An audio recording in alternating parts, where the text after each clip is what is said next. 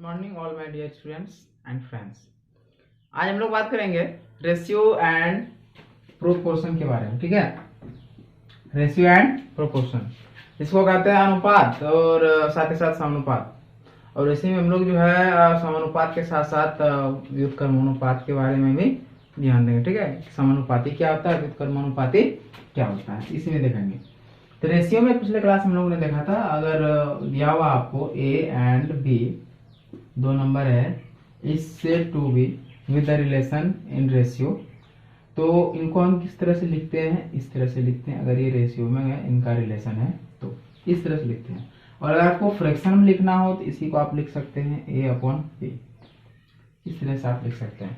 और अगर आपके पास डबल रेशियो दिया हुआ हो, अगर आपके पास डबल रेशियो दिया हुआ हो, फॉर एग्जांपल आपके पास 4 अलग अलग डिजिट्स हैं, ए बी सी डी, ये है आपके पास। ठीक है, और अगर आपको ये रेशियो में दिया हुआ हो कि इस तरह से काम करता है, A ratio B and B ratio C, then इन दोनों के बीच का रिलेशन किस तरह से होगा, एक मिनट, सी रेशियो डी, अगर ऐसा आपको दिया हुआ है तो इनका बीच का रिलेशन होता है प्रोपोर्शन। ये डबल जो है रेशियो के फॉर्म में इसको लिखते हैं, इसको कहते हैं proportion, right. A ratio B, okay, proportional C ratio T. इसको आप इस तरह से भी लिख सकते हैं, A by B is equal C upon D, इस तरह से भी आप लिख सकते हैं। ठीक है, और इसका यूज किस तरह से होता है, कहाँ होता है, वो भी आगे देखेंगे।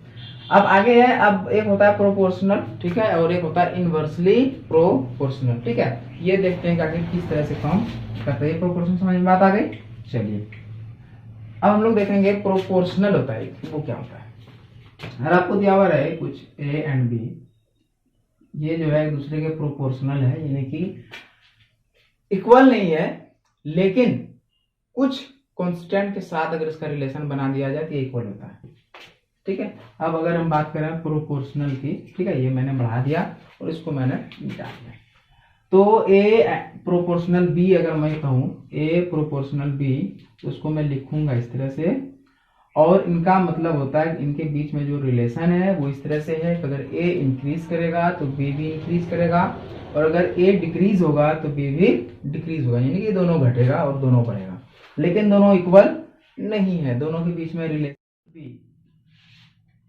जब मैंने लिखा ए प्रोपोर्शनल बी, इसका मतलब ये हुआ कि दोनों का रिलेशन है, दोनों इक्वल नहीं है लेकिन इक्वल के तरह इनका रिलेशन है। मतलब कहने का ये कि ए इज इक्वल, एक कांस्टेंट डालेंगे और फिर लिखेंगे बी। एक कांस्टेंट के बदले के लिए हम के का भी यूज करते हैं, के और सी का भी यूज करते हैं। कांस्टेंट क्या है, तो कांस्टेंट है कि इनके और इनके बीच में रिलेशन जो है वो कितना था, गैप है। जैसे कि अगर मैं लिखूं ए का वैल्यू है 10 और बी का वैल्यू है 5, बात को समझिएगा, ये है 5 और ये है 10, ये दोनों इक्वल हो नहीं सकता। तो अब मुझे इन दोनों को इक्वल करना, तो मैं क्या करूंगा, इनमें मल्टीपल मैंने कर दिया 2 से, इसको मल्टीपल कर दिया 2 से। अब देखो 5 इंटू 2 10 एंड 10, ये इक्वल हो गया। तो जब तक ये इक्वल नहीं था तो इसको आपने लिखा था ए प्रोपोर्शनल बी, आपको यहाँ लिख सकते हैं 10 प्रोपोर्शनल 5, ये इस तरह से लिखते हैं। और यहाँ जो कांस्टेंट होगा वो कांस्टेंट इज इक्वल कितना होगा, 2। जब इसको आप तोड़ोगे तो लिखोगे 10 इज इक्वल कांस्टेंट इंटू 5। अब कांस्टेंट का वैल्यू कितना, 2 इंटू 5 इज इक्वल 10। बात समझ में आ रही है, इस तरह से काम करता है। अब ये जो कांस्टेंट है इसका वैल्यू चेंज नहीं होता। एक क्वेश्चन में एक कांस्टेंट हो सकता है, दूसरा नहीं हो सकता। कहने का मतलब ये हुआ कि जब आप इसको डबल करोगे इसको भी तो डबल करोगे, अगर ये डिक्रीज होगा और तो ये भी डिक्रीज होगा, बी का भी वैल्यू डिक्रीज होगा, लेकिन ये जो के है, के का वैल्यू ना घटेगा ना बढ़े, इक्वल रहेगा। इसको एक और तरह से लिख सकते हैं, ए इज इक्वल के इंटू बी, यानी कि आप लिख सकते हैं ए अपॉन बी इज इक्वल के। इस बी को इधर लाएंगे तो मल्टीपल यहाँ डिवाइड हो जाएगा, इस तरह से भी आप लिख सकते हैं। यानी के क्या होता है, इन दोनों का जो है जो रेशियो होता है वो होता है के, दोनों का ए और बी का जो रेशियो होगा वो हो जाएगा आपका के, राइट। बात समझ आ रही है। अब प्रोपोर्शनल तो हो गया, इसके बाद होता है एक होता है इनवर्सली प्रोपोर्शनल, यही होता है लेकिन उसमें होता है इनवर्सली प्रोपोर्शनल। ठीक है, उसमें से देखेंगे कैसे काम करता है। तो पहले हम क्या करते हैं, इनका यूज देख लेते हैं कि यूज इसका कैसे होता है। ठीक है, चलिए जरा सा बात करते हैं यूज की, कि इसका यूज कैसे होता है। तो यूज की अगर हम बात करें तो चलिए क्वेश्चन लेते हैं। कह रहे कि मेरे पास कुछ रुपये हैं, मैं आपको बताऊंगा नहीं, ठीक है। तो आपके पास जितने रुपये हैं उससे 2 गुने है।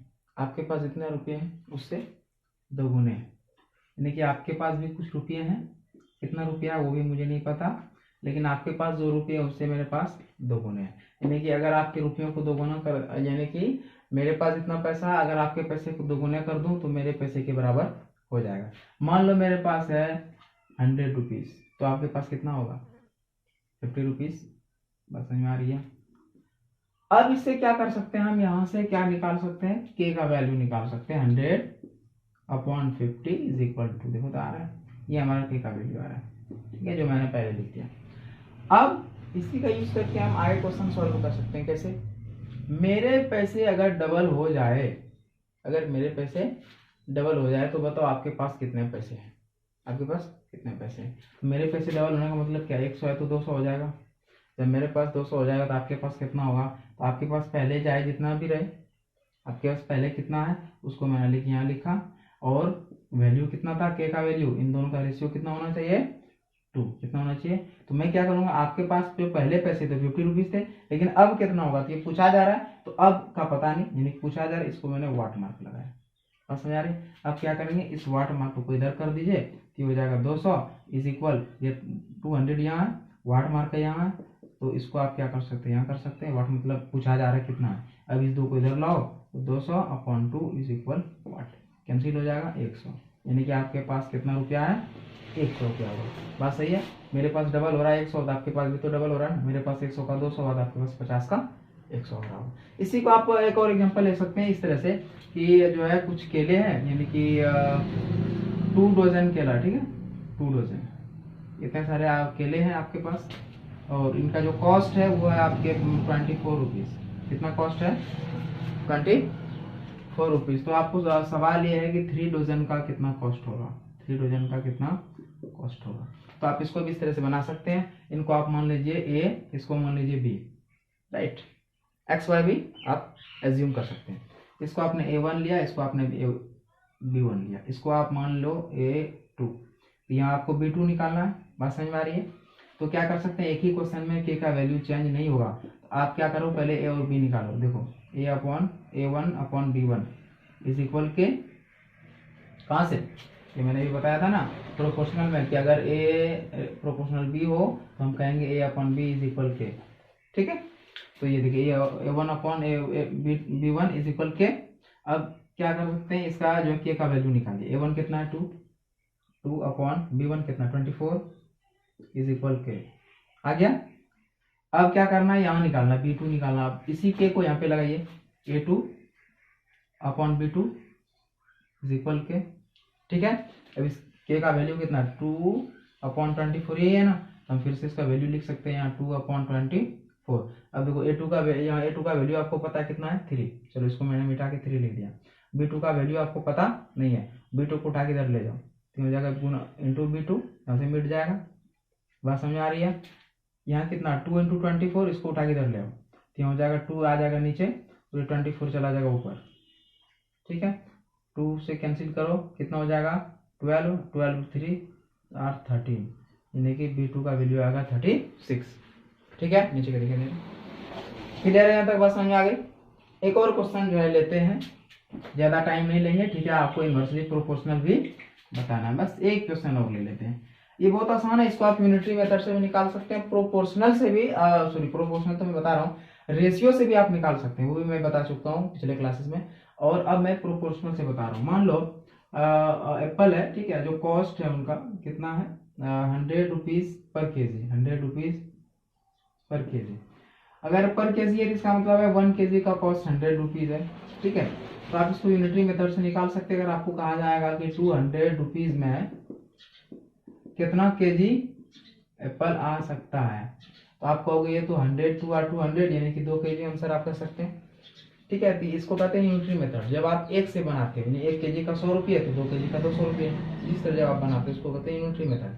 लेकिन हम लोग जो बना रहे हैं वो है प्रोपोर्शनल, ठीक है। इसी को एप्पल वाला क्वेश्चन ही बनाते हैं। मान लो 3 केजी एप्पल है, ठीक, जिसका कि कॉस्ट आपको दिया हुआ है, कॉस्ट कितना दिया हुआ है?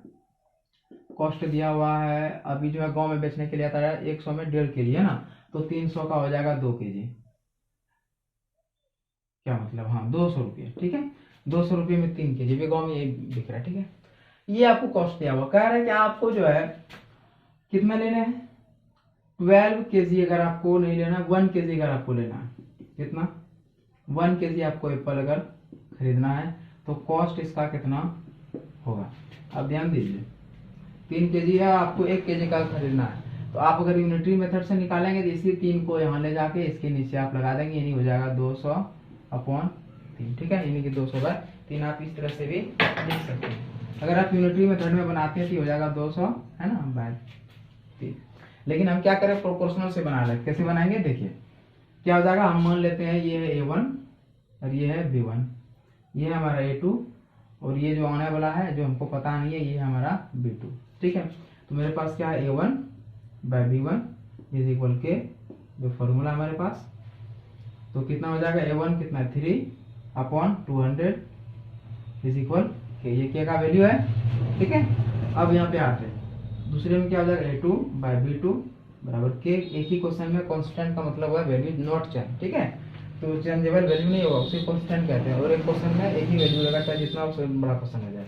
तो के का वैल्यू दिया ही रहेगा 3/200, इसी को हम फिर से लिखेंगे, A2 का वैल्यू कितना 1, B2 का वैल्यू नहीं पता, B2 को रहने दीजिए, इस इक्वल के का वैल्यू कितना 3/200, इस 200 को इधर ले जाओ तो हो जाएगा इंटू 200, ठीक है। इस 3 को इधर ले आओ तो ये हो जाएगा इंटू 3, इस B2 को उधर ले जाओ तो ये तो चला गया, इस B2 को इधर ले जाओ, ये B2 यहाँ चला जाएगा, ये यहाँ से मिट जाएगा। बात समझ में आ रही है, ये हो गया। अब कितना हो जाएगा, तो 200/3 आया, वही मैं यहाँ भी बोल रहा था, 3 को आप यहाँ कर लो डायरेक्ट यूनिटरी मेथड, और इस तरह से आप बना सकते हो, ये हो जाएगा 200/3 is equal B2, cancel out कर सकते हो, 3 6 are 18, 3 6 are 18, 3 6 6, इतना रुपीज हो गया कॉस्ट, ये 66 रुपीज 66 पैसे, ठीक है, ये कॉस्ट, ठीक है। चलिए अब हम क्या करते हैं, इनवर्सली प्रोपोर्शनल देखते हैं, पॉज करो। इनवर्सली प्रोपोर्शनल की अगर बात किया जाए तो क्या होता है, अगर आपको कहा जाए A and B is said to be related with inversely proportional, यानी कि अगर A और B इनवर्सली प्रोपोर्शनल है एक दूसरे से, तो इसको किस तरह से हम शो करेंगे, इसको हम करेंगे A प्रोपोर्शनल B इनवर्स, ये है हमारा इनवर्स, जिसको कहते हैं पावर -1, इसको इनवर्स कहते हैं, ठीक है। ये है, इसको आप इस तरह से लिखेंगे A proportional 1/B, power minus जब पावर में हो इसका मतलब वो हो जाता है 1/, कहने का मतलब अगर ये 3 to the power -2 मतलब पावर 2 ही रहेगा बट ये 1/, हो जाएगा, ठीक है। और अगर ऐसा दिया हुआ है 1/4 to the power -2, मतलब इसको आप क्या करोगे, नीचे का ऊपर कर लो, पावर 2 ही रहेगा बट माइनस का प्लस हो जाएगा, ठीक है। ये होता है जब पावर माइनस है तो ये 1/, हो जाएगा, अगर नीचे माइनस है तो ऊपर चला जाएगा और वो पॉजिटिव हो जाएगा। बात समझ आ रही है, चलिए। तो इस तरह से जो है इनवर्सली प्रोपोर्शनल ये होता है हमारा। अगर A और B इनका रिलेशन अगर इनवर्सली प्रोपोर्शनल हो, ठीक है, तो इसको इस तरह से लिखते हैं। इनमें भी क्या करेंगे, जब A और B के बीच में जो रिलेशन होगा वो जब इसको तोड़ेंगे, जब इसको इक्वल डालेंगे तो यहाँ भी हमको K डालना पड़ेगा और फिर लिखेंगे A इज इक्वल K/B। बस समझ आ रही है, K/B कैसे, इसका मतलब ये हुआ, आप चाहो तो इसको B को इधर ले जा सकते हैं, इसको लिखोगे A into B is equal K। बस समझ आ रही है, A into B is equal K, यानी कि यहाँ जो कांस्टेंट का वैल्यू है वो हो जाता है मल्टीपल में। आप देख रहे थे डायरेक्टली प्रोपोर्शनल में जो K का वैल्यू था वो था रेशियो में, है ना, A/B, बट इनवर्सली प्रोपोर्शनल में क्या है, K का वैल्यू मल्टीपल में। ध्यान से देखिए, ये A इंटू B, यानी कि यहाँ जो वैल्यू निकालेंगे डायरेक्ट मल्टीपल कर देंगे और मेरा वैल्यू आ जाएगा। बस समझ आ रही है, डायरेक्ट मल्टीपल करके हम अपना वैल्यू फाइंड कर सकते हैं। तो यहाँ क्या करें, हम K का यूज नहीं भी करेंगे, अगर हम K का यूज नहीं भी करेंगे तभी हमें जो है वैल्यू मिल सकता है, आंसर मिल सकता है। कैसे, चलिए एक क्वेश्चन बनाते हैं, ठीक है। छोटे छोटे क्वेश्चन लेंगे और उसको सॉल्व करेंगे और समझेंगे, और समझने के लिए, आसानी के लिए हमें हल्के क्वेश्चन ही लेने पड़ते हैं, ठीक है। जैसे कि यहाँ क्या था, A into B is equal K, ये था, ठीक है, ध्यान दीजिए। और अब जब ये रिलेशन इसका है, अगर मेरे पास किसी एक ही क्वेश्चन में 2 बार कंपोनेंट आए तो हम A1 और B1 ले लेंगे। बस समझ में आ रही है, तो दूसरे में क्या हो जाएगा, A2 into B2, value K का वैल्यू तो हमेशा इक्वल रहेगा ना, वो तो बदलने वाला है नहीं। मैंने आपको बताया था K का एक अगर क्वेश्चन एक ही है तो उसमें कई दफा K आ जाए तो वैल्यू सेम रहेगा, ठीक है। तो क्या है, जब A1 into B2 is equal के है तो A2 into B2 is equal भी के हुआ। यानी कैसे कंडीशन में आप कह सकते हैं A1 into B1 is equal A2 into B2। बात ध्यान में देना। लेकिन उससे पहले आपको समझना पड़ेगा कि ये फॉर्मूला तभी लगाएंगे जब इनवर्सली प्रोपोर्शनल क्वेश्चन है तब। तो आपको कैसे पता चलेगा क्वेश्चन इनवर्सली प्रोपोर्शनल पे काम कर रहा है? देखिए कहा जा रहा है कि 200 लड़कों के लिए 200 लड़कों के लिए किसी हॉस्टल में खाना अवेलेबल है। ठीक है, खाना अवेलेबल है कितने दिन के लिए? 30 दिन के लिए। ध्यान से क्वेश्चन पढ़ना, मैं पूरा नहीं लिख रहा हूँ, बोल रहा हूँ। 200 लड़कों के लिए खाना अवेलेबल है 30 दिन का किसी हॉस्टल में। ठीक है, ध्यान देना। अब वहां अगर 200 के जगह 100 लड़के ही खाना खाए, खाना उतना ही है, ठीक है, लेकिन लड़के 100 हो गए, 100 लड़के चले गए। स्टॉक था 200 लड़कों का, लेकिन लड़के क्या हुए? चले गए, लॉकडाउन लग गया ना, लड़के चले गए घर, खाना वही है जितना था, खाना सेम है। तो अब आपको बताना है कि दिन कितना लगेगा, कितना दिन वो खाना खत्म होने में लगेगा। अगर 200 लड़के खाना खाते तो उसको खत्म होने में 30 दिन लगने वाले थे, लड़के 100 ही है। अब बताओ वो कितना दिन तक खाना खाएगा? आप सिंपल तरीके से आप देखो आंसर, अगर आप नहीं भी खोजना चाहो तो आप सोच सकते हो कि 200 लड़का खा रहा था 30 दिन चलता, तो खाने वाला तो कम हो गया और खाना तो उतने है, तो अब तो खाने में ज्यादा टाइम लगेगा ना, है ना, खाने वाला घट गया, काम वही है, इसका मतलब हुआ कि अब ज्यादा टाइम लगेगा। सीधा सीधा कह दोगे सर 200 लड़कों में 100 ही खा रहा है, 100 का तो खाना सीधा सीधा बच रहा है, 30 दिन खाएगा तो 100 लड़का अपना खाना खाएगा तो 100 का तो बच जाएगा, 30 दिन और खा लेगा, मतलब 60 दिन तक खाना चलेगा। आप सिंपली कह सकते हैं। यही आपको हर क्वेश्चन में समझना पड़ेगा कि जब ये इधर का रिजल्ट घट रहा हो, वैल्यू घट रहा हो, तो इधर का वैल्यू बढ़ता है। जब एक वैल्यू में डिक्रीज करता है, माइनस होता है, तो दूसरा वैल्यू प्लस होता है, यानी एक बढ़ता है। उसी को कहते हैं इनवर्सली प्रोपोर्शनल, यानी कि ए का वैल्यू घटेगा तो बी का वैल्यू बढ़ेगा। यहाँ भी आपको मैं समझा सकता हूँ। मान लो कि के का वैल्यू है के इज इक्वल है 10, ठीक है। अब ए का बी का रिलेशन बताते हैं, ए इंटू बी इज इक्वल के है ना, तो मान लो ए बराबर है 2 तो बी बराबर कितना हो जाएगा? 5 हो जाएगा, तब ना हो जाएगा 10। अब हम ए का वैल्यू बढ़ा देते हैं, ए का वैल्यू बढ़ा देते हैं, 2 के बदले मैंने लिख दिया यहाँ कितना लिखा 4, इसको मैंने डबल कर दिया, देखो इसका वैल्यू घटेगा, ये हो जाएगा 4 गुने 2.5, तब होगा 10। इसका वैल्यू जैसे बढ़ा इसका वैल्यू घट गया। अब मैंने क्या किया, इस 2 के बदले यहाँ मैंने लिख दिया 5, इसको बढ़ा दिया ना मैंने, तो 5 गुना ये हो जाएगा 2, तब ना होगा 10। तो देखो ये वैल्यू बढ़ गया कि ये वैल्यू घट गया, 5 का हो गया 2, 2 का हो गया 5, यानी ए बढ़ेगा तो बी घटेगा। ठीक है, ए बढ़ेगा तो बी घटेगा और ए घटेगा तो बी बढ़ेगा, अपोजिट काम करता है। जब यहाँ आपको क्वेश्चन में समझ में आ गया कि अपोजिट काम कर रहा है तो आप सीधा सीधा समझ लो कि ये फॉर्मूला हम लगा सकते हैं। ठीक है, अब आइए क्वेश्चन पे। मान लो ये है हमारा A1 और ये हमारा B1, ये है हमारा A2 और ये है हमारा B2। ध्यान देना, तो पहला कंडीशन में क्वेश्चन में क्या है, A1 और B1, हम के निकाल लेते हैं, A1 Guna B1 is equal के, और के का वैल्यू तो सेम, क्वेश्चन एक ही है, तो यहाँ भी हो जाएगा A2 गुने B2 इज इक्वल के। देखो ये भी के और ये भी के, तो क्या ये दोनों बराबर हुआ? क्या समझे? ऐसा समझ लो तराजू है, इधर 1 kg रखे हैं, 1 kg में इतना सारा आया, इधर फिर दूसरा बार नापे, एक साइड 1 kg रखे इतना आया, तो क्या ये दोनों आपस में बराबर नहीं हुआ? ये भी 1 kg ये भी 1 kg बराबर है। इसी को आप दूसरे तरह से लिख सकते हैं, अगले लाइन में लिख सकते हैं A1 गुने B1 इज इक्वल A2 गुने B2। समझना, दोनों का वैल्यू क्या है, इसका मतलब ये दोनों भी बराबर हो गया। अब आप इस वैल्यू को यहाँ फाइंड कर सकते हैं, कितना 200 गुना 30 बराबर 100 गुना B2। B2 को रहने दीजिए, इस 100 को इधर लाइए, 200 गुना 30 बाय 100,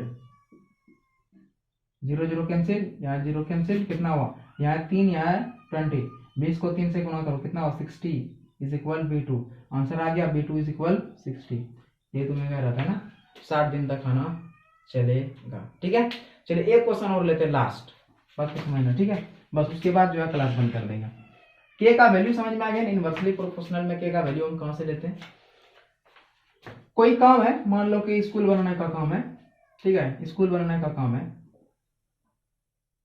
और 15 जो है लोग हैं जो काम कर रहे हैं स्कूल में। अगर ठेकेदार को कहा गया आपको एक स्कूल बनाना है, तो उनके पास 15 लोग थे काम करने वाले, तो उन्होंने कहा कि वो 15 लोग अगर स्कूल बनाने में काम करेंगे तो आपका जो पूरा स्कूल है वो जो है आपका 45 दिन में बन जाएगा, 45 दिनों में बन जाएगा। ठेकेदार ने कहा। और घर वाले ने क्या कहा, हमको जो है पर आपके पास क्योंकि 15 ही मजदूर है इसीलिए 45 दिन में घर बन रहा है, लेकिन हमको ये नहीं चाहिए, हमको घर चाहिए कितने दिनों में, 30 दिनों में। सॉरी, घर में बोल रहा हूँ, स्कूल जो था जो बनवा रहा था, उन्होंने घर वाले ने कहा कि मेरा जो स्कूल बनेगा वो हमको चाहिए 30 दिनों में, हमको 45 दिन में स्कूल नहीं चाहिए, मेरे पास उतना टाइम नहीं है। यानी कि 15 लोग अगर काम करते तो 45 दिनों में स्कूल बन सकता था। अब सवाल है कि अगर उन्हें 30 दिन में ही उस स्कूल को बनाना हो तो यहाँ कितने सारे लोगों की आवश्यकता पड़ने वाली है, क्या करना पड़ेगा, ध्यान से देखिए। क्या ये इनवर्सली प्रोपोर्शनल का टाइप का क्वेश्चन है या नहीं है, पहले ये देखना पड़ेगा। 15 लोग काम कर रहा है, 45 दिन लग रहा है, कम से में हमको जल्दी काम करवाना है, यानी कि एक मोबाइल से डाउनलोड कर रहे हैं तो 1 मिनट में 1 MB डाउनलोड हो रहा है, हमको 2 MB का चाहिए स्पीड, जल्दी डाउनलोड करना है, 2 मोबाइल लगाना पड़ेगा ना, समझ रहे बात। 2G में अगर आप काम करते थे तो वो स्लो में डाउनलोड होता था, 4G कर दिए, थोड़ा फास्ट डाउनलोड होने लगा, फास्ट डाउनलोड हो रहा है, वही है इसका। इससे पता चल रहा है कि ये भी इनवर्सली काम कर रहा है। अगर हमको जल्दी काम चाहिए तो लोग बढ़ाना पड़ेगा तब ना जल्दी होगा। तो इससे ये पता चल गया कि ये भी जो है इनवर्सली टाइप ही क्वेश्चन है। यहाँ जो है डिक्रीज हो रहा है तो इसका मतलब यहाँ आपको इंक्रीज करना पड़ेगा, बढ़ाना पड़ेगा। समझ बात आ गई। A1 और इसको A2 मान लिए, डायरेक्ट मल्टीपल कर दो, 15 गुना 45, इसको गुना कर दो और इज इक्वल इधर कितना है, कुछ नहीं, मान लो इसको A2, चलिए A2 अब गुना 30, ठीक है। अब क्या करेंगे, इसको इधर ले आइए, 15 गुना 45 अपन 30 इज इक्वल A2। बात समझ आ रही है। इसको क्या करना, कटपुट करना, 15 गुना 30 यानी कि 45 कितना हो जाएगा, 45/2 बराबर A2। अब आप ध्यान दीजिए, यानी कि ये हो जाएगा आपका इतना सारा मजदूर की आवश्यकता पड़ने वाली। 45/2 का मतलब हुआ 23.5। अब मजदूर में तो आप डिवाइड नहीं कर सकते, यानी कि 23 से 24 मजदूर की जरूरत पड़ेगी। पहले था 15 लोग, अब है 23 से 24 लोगों की जरूरत पड़ेगी और आपका 30 दिन में मकान या फिर स्कूल बन जाएगा। बात समझ आ रही, बस सिंपल सा है, कुछ हार्ड नहीं है। इसी जगह और भी क्वेश्चंस इसी लॉजिक के साथ पढ़ने के लिए, समझने के लिए आप हमारे चैनल से जुड़िए और सब्सक्राइबर भी बढ़ाइए, ठीक है।